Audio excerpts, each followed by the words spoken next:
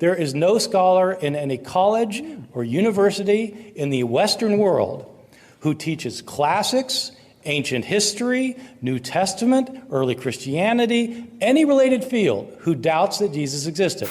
Well, yeah, that's because, his ahistoricity has not been established yet. I mean, in the early 20th century, they didn't start teaching that Abraham and Noah didn't exist just because they were starting to doubt whether or not they did exist. It wasn't until their ahistoricity was reliably established in the consensus that they started teaching it. So to use the consensus to prove that there's no reason to doubt the consensus is a circular fucking argument. But Bart, what are the reasons that scholars give for Jesus' existence?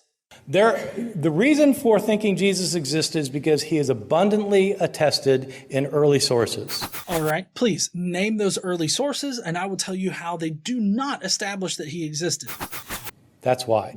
So here's the question. Why don't these scholars doubt the existence of Jesus like so many skeptics do? Because of evidence, like the records of 2nd century Roman historian Cornelius Tacitus, who's one of the best historians of antiquity. In his last major work titled Annals, Tacitus records how Nero, concerned about rumors that he secretly burned Rome, shifted the blame to Christians. Therefore, to put down the rumor, Nero substituted as culprits and punished in the most unusual ways those hated for their shameful acts, whom the crowd called Christians. The founder of its name, Christ, had been executed in the reign of Tiberius by one of the procurators, Pontius Pilate.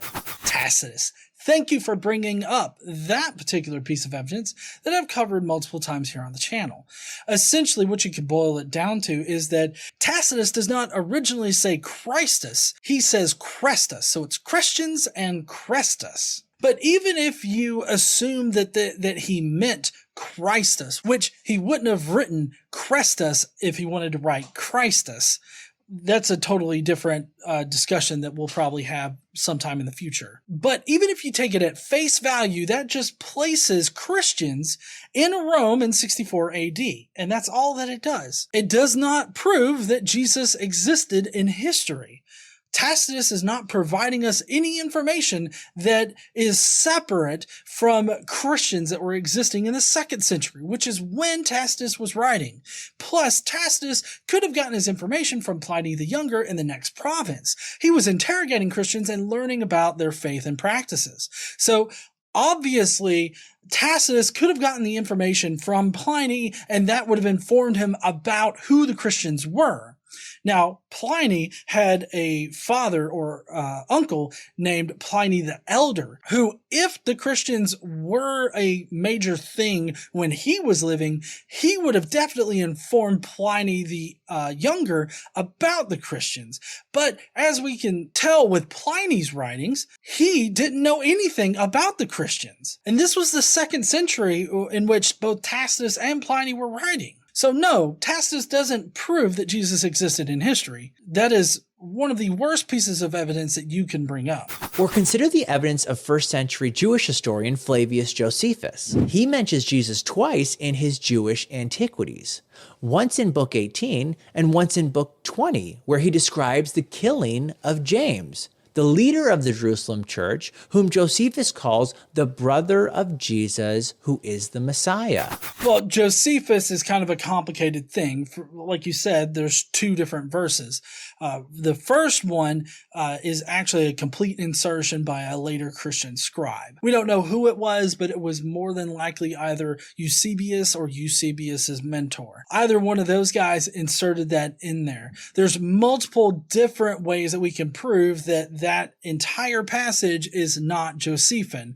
Whether you want to go to Paul Hopper and show how the verb usage within that paragraph is nothing like what Josephus uses, or if you want to go to Alice Wheely, who definitely proved that the Eusebian text is the only text that we have ever had, and that any other redacted version that does exist ultimately stems from the Eusebian version. So that is what, as far as we can tell, the original version of that passage. To suggest that any redacted version of it existed is pure speculation with no evidence to support it. Now, this second passage that he mentioned here is more than likely a scribal interpolation, most likely a marginal note or something that was done unintentionally.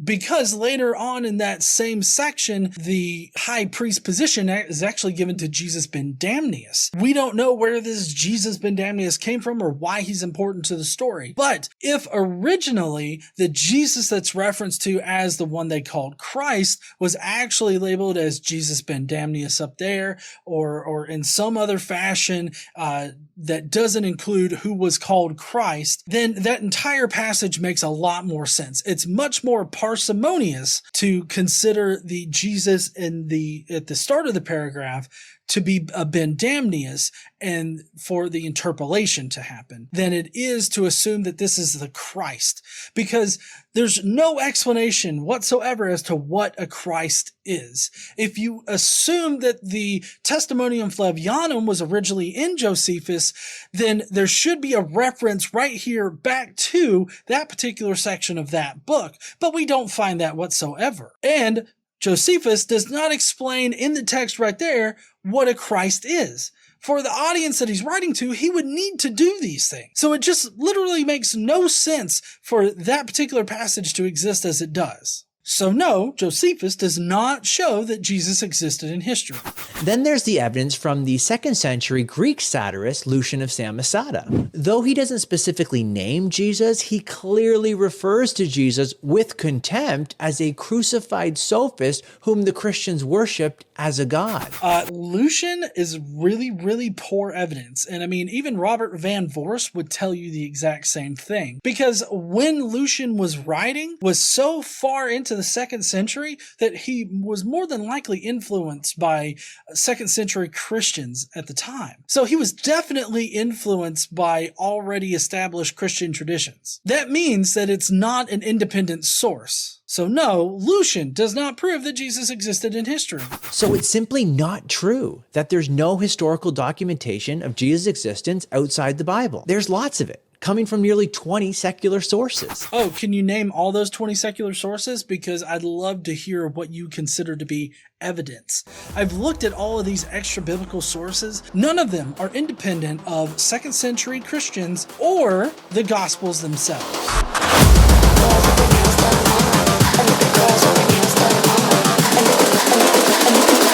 I think the girls with their nails done now.